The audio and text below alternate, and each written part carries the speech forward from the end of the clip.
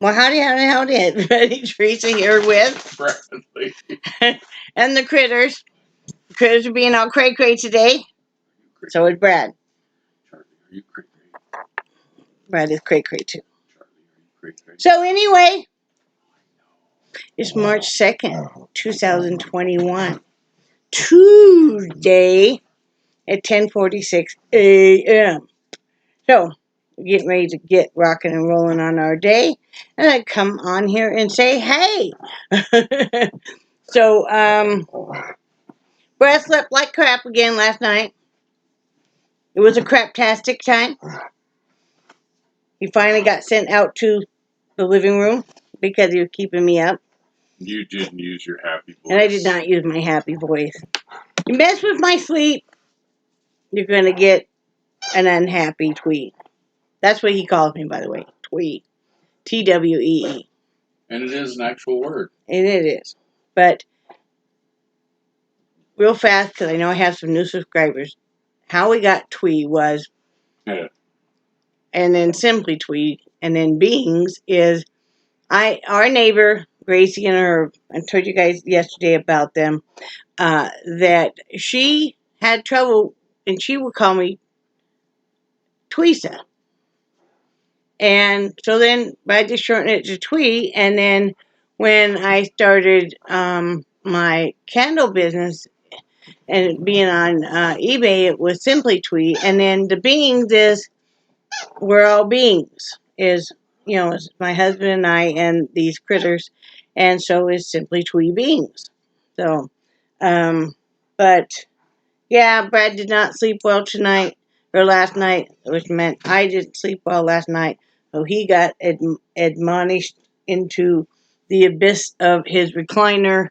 And so today, the time has come, people. Today, come hell or high water, we are getting that bed set up in that other room for him because we both need sleep.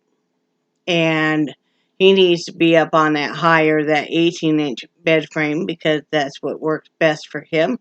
And we need to have that set up. So that's what we're doing. I'm going to go in there and help him. We're going to get the rest of my art and craft stuff that's in that room out of there, and we are going to set up bed frame. And then I'm going to figure out a way, again, come hell or high water, to get that mattress out of that second bedroom, which, of course, is way back in the corner. And, of course, the more we dig into the stuff in the rooms, the more we're finding broken things, and we are not happy.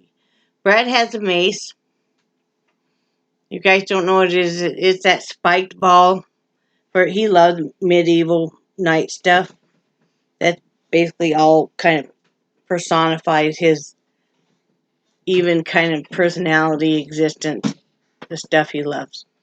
And so bought him this mace, and it's a big one. It's got all the spikes, and 4 of them have been busted off, and they had to have been busted off in the bedroom because, okay, you guys know we had horrible movers that loaded the truck, and we had equally as bad movers that unloaded. And a lot of stuff had been broken, and it'd been long enough, and we don't have a clue on who broke what, but all I can do is say this is our last move.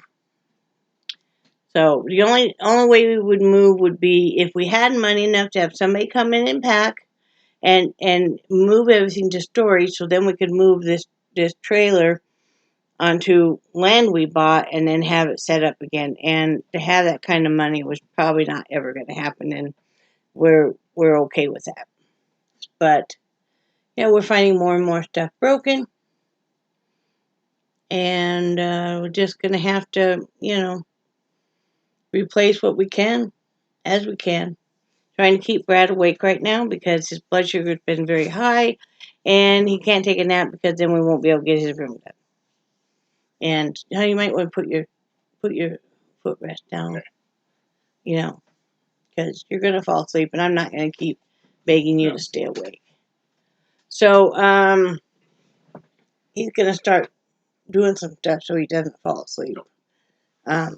I would love to let him take a nap, but then we won't be able to get that room done.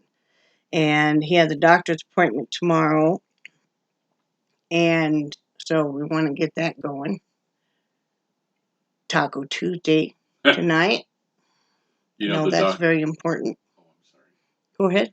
You know, the doctor's appointment, I've always had a severe case of white coat syndrome. And usually by the time they get me into the bowels of the doctor's office, I want to say anything just to get out of there. Because Got white coat syndrome very bad. Yeah. So yeah, it's basically, you get to the doctor's office and you just want to get out. So you're like, nope, that's not, bye. Yeah. And then you leave and you're like, oh, I should have went ahead and told him about. Yeah. Oh crap. Like I want the doctor to look at Brad's toe because I think I told you guys he took a big chunk of flesh off the bottom and side of his toe, and he had no feeling at all in his feet. So he has an idea that maybe he accidentally ran over his foot with the desk chair and he was sitting in it. I don't know. It's just later I looked one night. I generally look over his feet, and it was like I told him next morning, I'm like, you got a chunk out of your toe there. And so I cleaned it up and bandaged it, but now the top of it is kind of red.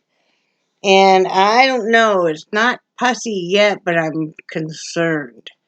Yeah. So, and it seems to be even more red today. So, I need to have the doctor look at it. That's a good thing you got a doctor appointment tomorrow. Yeah, I am very worried about it. Well, that's the same toe that they thought they were going to have to amputate. Is it? Okay, see, that's a concern too. I did not realize that. And that's right in that area too where it's red again. So, we're going to have that looked at. So, yeah, I'm going to get on a pair of pants here and we're going to get rocking and rolling on getting this room done because it is time and I want him to be able to have a good night's sleep and me. And, it makes it hard when he's been trying to sleep on that small twin bed because he had me start sleeping on the queen bed because I wasn't getting a good night's sleep. Well, he's not getting a good night's sleep either, especially because, a classic twin is not long enough for him. He's 6 feet tall, so, Yeah. Yeah. Well, I never sleep with my head all the way to the top of the bed. I always sleep about 3 or 4 inches back at least. Mm-hmm. And if I do that on a twin bed, then, from about mid calf on down, my feet are hanging off. Yeah. See, and I love it because I know it sounds funny, but I love because I like to have my animals sleep with me. They have always been a source of comfort ever since I was a little girl. And I especially I love my big dog because if you see anybody walking down the street, he announces to them that they will not be coming on this property. And they all look at his size and they're like, okay, never mind. We had a couple teenage kids, I think they were going to mess around in our yard and they were right on the edge and they caught they heard Charlie bellowing and then they saw him and then they decided they weren't going to come over here and mess. It's like, yeah, you just keep on going because, big dog will eat you all gone. So. Yeah, and I remember we were still in Casper, and I don't know how long. Can you open your eyes? I don't know. Sorry. He has a habit of he'll be talking to you and his eyes are shut. But you and I had stopped at Subway there at the Flying J, and I was driving, and we got there. I parked and went in, and then Teresa told me about this after I came back out. That as soon as I went in the doors of the truck stop, then this guy that was parked about 5 or 6 cars down, all of a sudden he's getting out of his car and coming toward us. And Teresa told me that Charlie had as this guy was walking, Charlie just kind of raised his head slowly so he could see out, Mm-hmm. and then let out a real throaty growl. And you all know when a dog lets out that real low, throaty growl, it's not a bark. It's a definite warning. Yeah, you come over here, I'm going to tear your lungs I out. wanted to show you guys this. It's almost done. This is not that of an exciting piece to do, though. I was telling Brad because it's got so much dark that, and I mean it's beautiful, but it's got so much dark that is not that thrilling to do. I'll be glad when I get it done. So, anything else? Not right off. You know, Yeah. we've got enough coming up that we're anxious to get going. Yeah.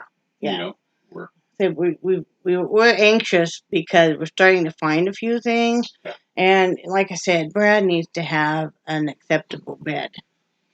That is not acceptable right now. Well, and then the frame that twin sits on is only 12 inches high, and it makes it really tough for me to get up. Yeah, see, and I do well with it, but I do better. We ordered a 14-inch frame because we had an 18-inch frame on the Queen, and it's funny, but that 4 inches makes a big difference. It's a lot harder for me to get on and off of the bed if if a bed sits up high. You know, I feel like I just about got to get a run to jump. You know, but so the 4 inches really helped because this is just 14 inches. But you know, then that makes it harder for Brad. So we'll get him back on the 18-inch. Yep. Okay. Yep. But that's all we got. I just wanted to basically come on here and say, hey, and you know, like I said, we're gonna rock and roll and you know, no holds barred. It's a good thing we have tacos tonight because that's easy to make. But because like I said, I'm getting him on a bed. That's why I haven't had you put up that mattress topper. Yeah, because we're gonna put it on your bed. Yep. And this stuff too. It's like we're getting him set up because he needs a good night's sleep. Yeah. He also needs a place where he can go in and take a nap because the problem is right now if he goes in and takes a nap on the Queen, well, I always use that restroom, so I've got to walk through that room, and I don't want to disturb him, and you know because he has to clean the other bathroom. Still. Looking at you, you need to clean it, and then he'll start getting to work on setting up that bathroom. Yeah. Anyway, that all you gotta say, hon? I can't think of anything else. Well, we love you guys, and we do cherish your friendship so very much. And think good thoughts for Brad tomorrow as a doctor, because I know they're going to be able to help him, because he needs a lot of help. So, love you guys. Talk to you later. Bye. Say bye, Brad. Bye, Brad.